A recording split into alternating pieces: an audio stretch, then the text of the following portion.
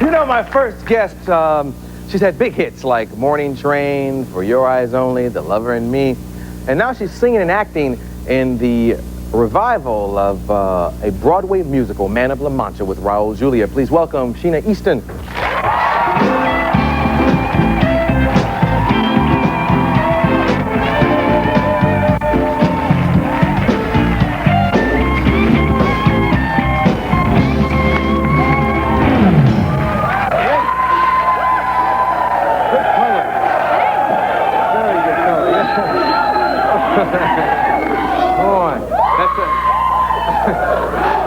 That's a very pretty jacket. My mother would be very upset. Why? My jacket was just, you know, opening a little too much there. Speaking of color, I hear that you've been taking a beating and you're kind of black and blue under that jacket. Oh, yeah. I mean, this role is, you know, there's a lot of things involved, but it's very physical, it's very athletic, and I have black and blue marks all over me. You could kind of connect the dots and come up with a very interesting picture, I'm sure. Kind of look like I've been in a Rocky film, you know? So you're going all out? Yeah, it's scary. I mean, it scares me to do something this new. Yeah. But that's the reason why I'm doing it, because I kind of hit that difficult age, you know, that almost 33 age. Yeah, Would you know what that's like? Oh, hell yeah. And, you know, you go through your 20s and you're kind of like just aiming for your career, and that's all you can think about, and you just point in the one direction. And then I found that when I hit, you know, the early 30s, I sort of thought, well, I need more in my life. I need to be charged up again and feel, you know, like I'm excited about things again. So I thought, I want to do something really different and something that I really have to work hard at and learn. Yeah. So I thought, the theater, you know, and that's something you can't fake it. 8 shows a week, you can't phone it in, you know. Right. You gotta be there emotionally every night, so it's good. I think I aged 30 years tonight out there. Had you ever done a play in high school or anything? Oh, yeah. Well, I was in drama school for 3 years.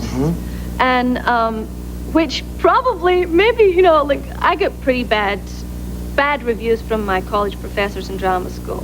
So it should have put me off, but it didn't. I mean, they said stuff like, oh, you can imagine this, right? I was 17, and I was trying to do this, it was a classical role, you know, it was Chekhov. And all I had to do was walk across the stage carrying a candle. And I did it like 4 times, and finally my professor said, Sheena, that's the worst Natasha I have seen in all my years at this college. And I thought, well, I can't get any worse from this.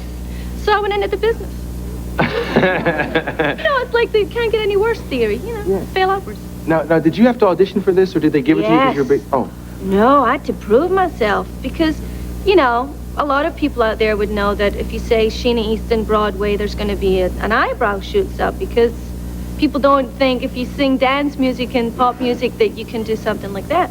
So I had to go and convince the director and the producer that I could do it, and it was a 4-hour audition in New York. Yeah. And I was really scared. I mean, I was dressed and ready for like 2 hours before I had to leave my hotel room. I kind of felt like I was my mother. You know, when your mother gets ready to go on a vacation, they sit with their suitcases, you know, for 2 hours before they leave for the train station. So I was really scared, and but I got through it. You know, I did it, and they gave me the job that day on the spot. So. You talked about people not thinking that a pop star, you know, you do this, you shouldn't do that. Have the critics been affected like that?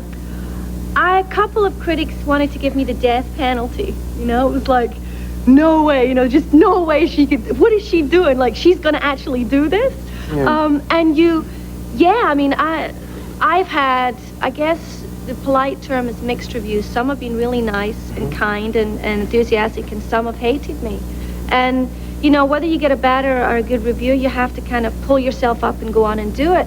And, but you know, there's something about when you have a bad day like that, somebody thinks that you really are terrible. All the people in the cast rally around you, you know, and all your friends rally around, and you go out and you give a better performance than you've ever done.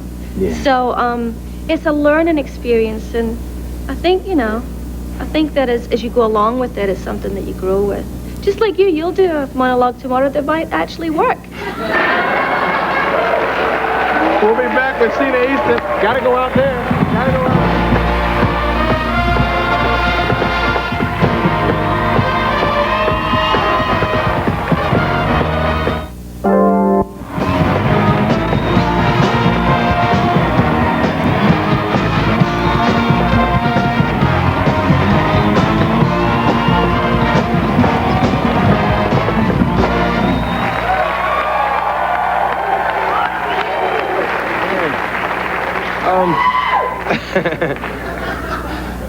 U.S. citizen, why is that so important to you?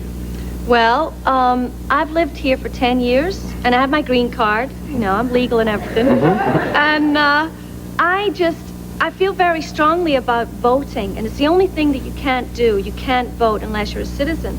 And, you know, I'm pretty politically active, and if you go out and you do interviews where you try and support somebody that you believe in, a lot of kids say, yeah, but you're not even a citizen. What do you know? So I'm studying now for my citizenship, and I hope to be sworn in next year, and I'm going to vote in the next election, and David Duke ain't going to get it.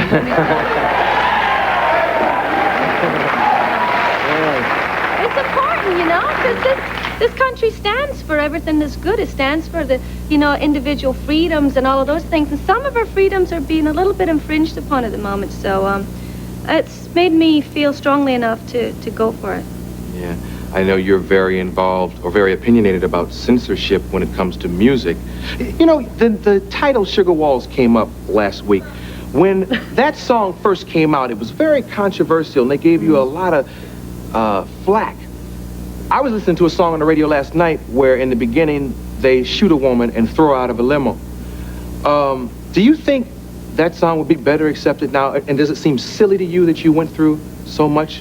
I don't think it would be picked out, you know, and amongst the crowd, so to speak, nowadays, as it was then. That was the height of the conservative wave trying to crush our artistic expression. And I don't think, you know, that I think it was kind of silly to me, because I didn't think there was anything to get upset about.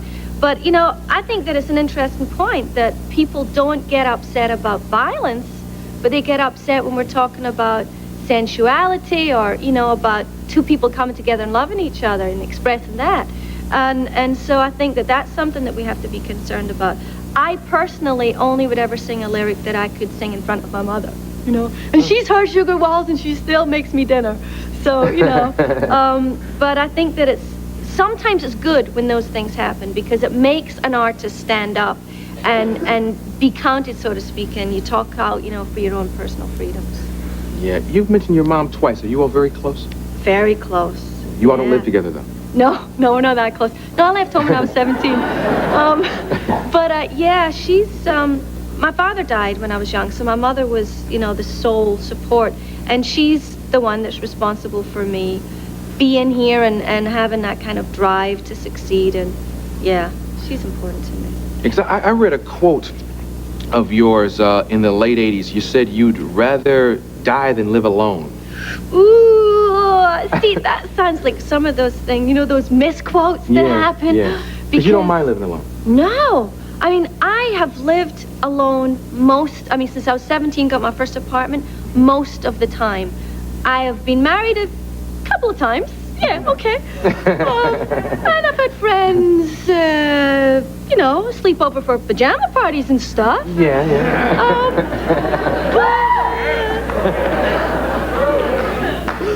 But I like being alone a lot of the time. I think that might be, though, you know, if I really dug down and tried to admit the truth, maybe living with somebody full-time from now till I die scares me a little. And so... There's a recently divorced woman. Yes! Amen! But I want to have kids. Oh, okay. I really want to have kids. That's important to me. So there's, you know, there's two Sheenas fighting, you know, at the moment. The one that wants to just keep on being independent, and the other one that wants to have a kid. So maybe I'll even end up, you know, having a child and doing it and raising it by myself. I don't know. What do you think about kids? Gosh. I think we'd have a beautiful child. Was that the question? I'm sorry. Was that a pass? No. You should have a child. You should have a child now because everything's hot and everything's going good. And wouldn't you love to have a child to see mommy's work and, you know, and watch mommy do Man of La Mancha? Well, I don't think the producers would be too happy. You know, it wouldn't work for my character if it happened right now. Yeah. But I'd like to do it before I'm 35. And that's a couple of years from now. But that's important to me. And maybe someday I'll meet the right guy, or maybe I'll have the courage to commit to another full-term relationship. Maybe I'll grow up enough to do that again. Yeah, okay. Let me tell them that they can see Man of La Mancha at the Pantages Theater here in Hollywood. It's December 22nd. through December 22nd, and then you're going to Broadway. We're going to a couple of different places. We're going to San Francisco and Washington and Boston and Pittsburgh. Then in April, we open in Broadway. So cross your fingers for me. Yeah, and check your local listing so you can check her out. We'll be back with Nancy Wilson.